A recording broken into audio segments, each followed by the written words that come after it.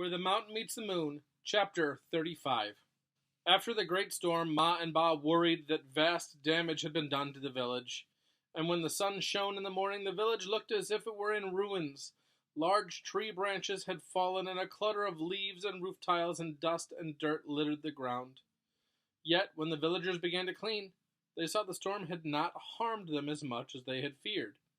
At least no homes were destroyed, the villagers said to each other, and we know everyone is safe.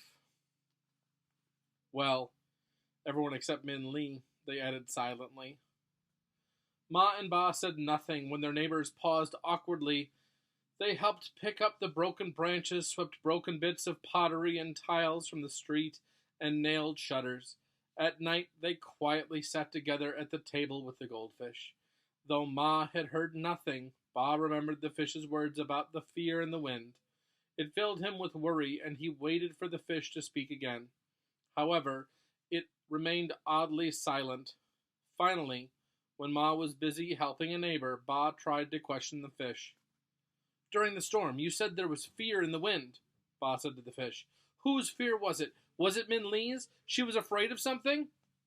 The fish stared at Ba with its round eyes and made no sound. "Please tell me," Ba said, his hands around the bowl. The fish swam noiselessly in the water.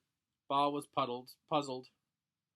Had the fish stopped speaking, or was he now unable to understand, or perhaps the fish had never spoken and it had all been his imagination. Ba placed his ear close to the water. Was that faint bubbling a whisper? He strained closer, his ear beginning to dip into the water.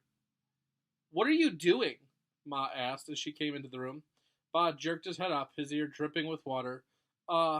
Nothing," he said sheepishly. "Were you cleaning your ear in the fish bowl?" Ma said, slightly appalled. "Not exactly," Ba said awkwardly.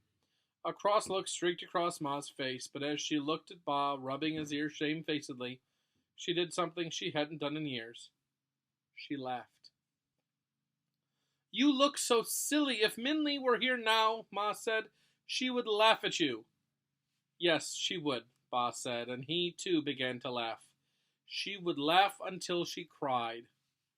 Their laughter intertwined, but when they looked at each other, they could see the tears forming were not from joy. That's the end of chapter 35.